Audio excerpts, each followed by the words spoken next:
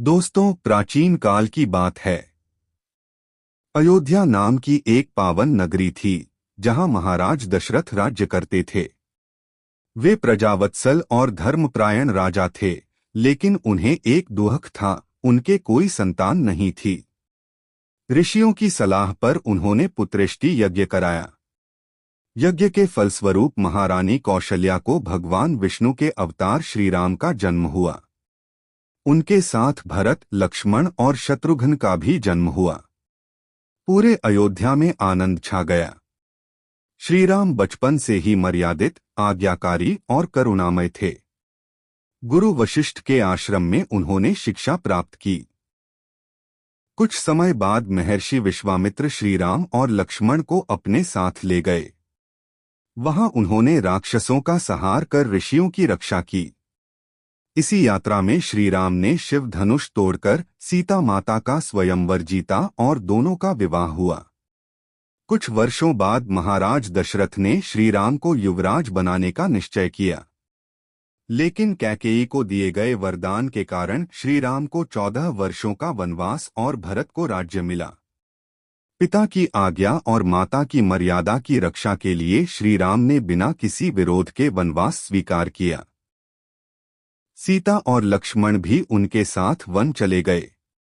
यह त्याग और आज्ञापालन का अनुपम उदाहरण था। वनवास के दौरान रावण ने छल से सीता माता का हरण कर लिया। श्रीराम अत्यंत दुखी हुए, लेकिन धैर्य नहीं खोया। उन्होंने वानरराज सुग्रीव से मित्रता की और हनुमान जी की सहायता से सीता माता का पता लगाया। हनुमान जी ने लंका जाकर सीता माता को श्रीराम का संदेश दिया और अपनी भक्ति व शक्ति से सभी को चकित कर दिया। अंततः श्रीराम ने समुद्र पर सेतु बनवाया और लंका पर चढ़ाई की। भयंकर युद्ध हुआ। अधर्म का नाश करते हुए श्रीराम ने रावण का वध किया और सीता माता को मुक्त कराया। यह विजय केवल युद्ध की नहीं, बल्कि धर्म की अधर्म पर जीत थी। वनवास पूर्ण होने पर श्रीराम अयोध्या लौटे।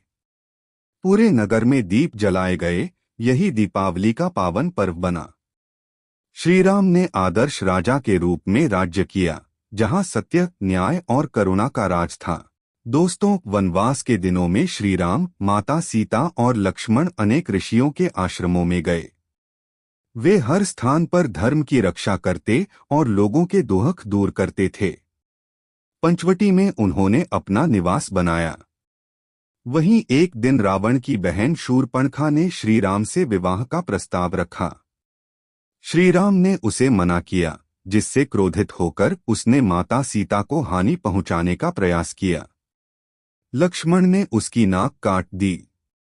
शूर्पणखा ने जाकर यह बात अपने भाई रावण को बताई। रावण अहंकारी और अत्यंत शक्तिशाली था।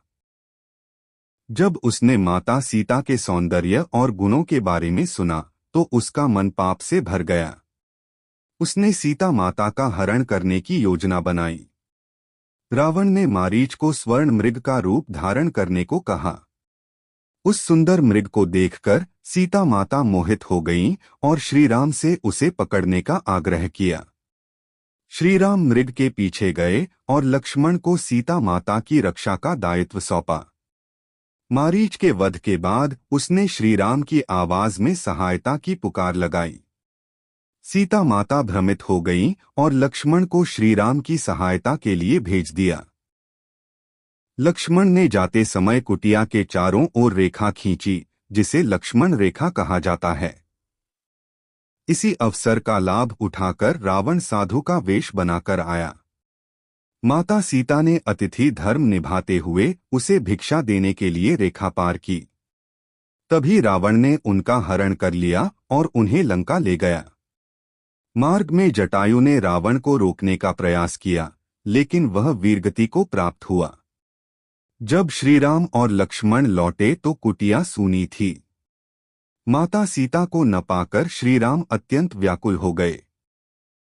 मार्ग में उन्हें घायल जटायु मिला, जिसने रावण द्वारा सीता हरण का सत्य बताया।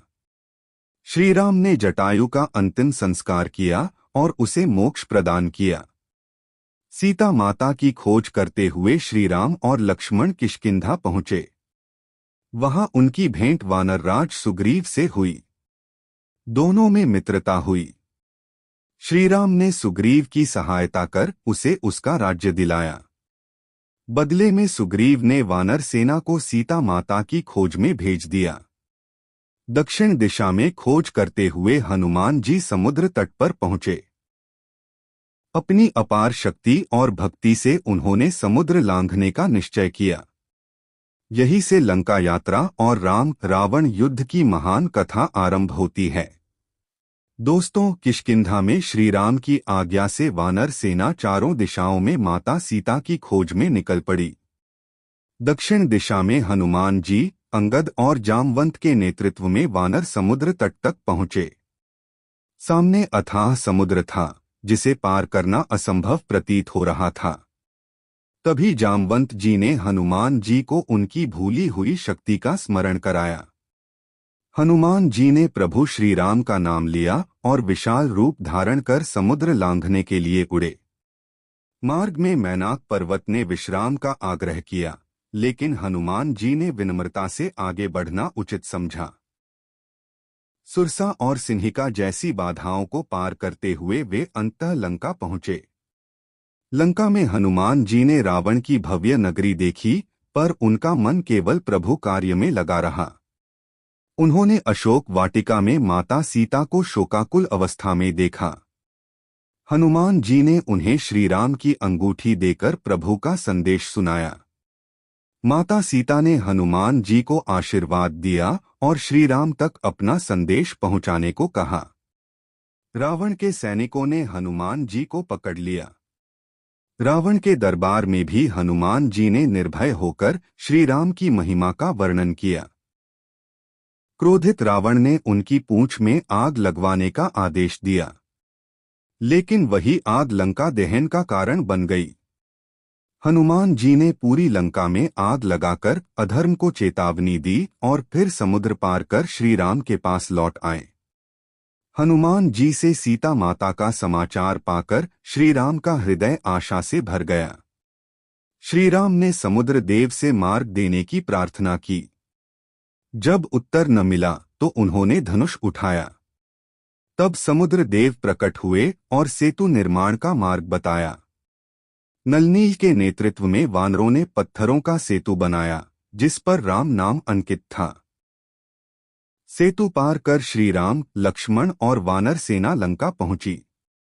उधर रावण ने भी युद्ध की तैयारी की। विभीषण ने रावण को समझाया, लेकिन जब वह नहीं माना तो विभीषण श्री राम की शरण में आ गए। श्री राम ने उन्हें स्वीकार कर धर्म का आदर्श प्रस्तुत किया। इसके बाद भयंकर राम रावण युद्ध आरंभ हुआ। युद्धभूमि में धर्म और अधर्म आमने सामने थे। यही से उस महान युद्ध की कथा आगे बढ़ती है, जिसमें अंततः धर्म की विजय निश्चित थी। दोस्तों, लंका पहुंचते ही राम रावण युद्ध आरंभ हो गया।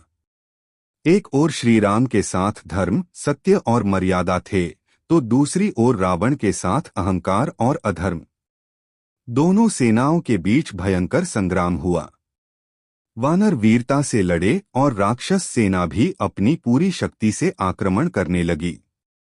युद्ध के दौरान मेघनाद ने मायावी शक्ति से लक्ष्मण को मूर्छित कर दिया।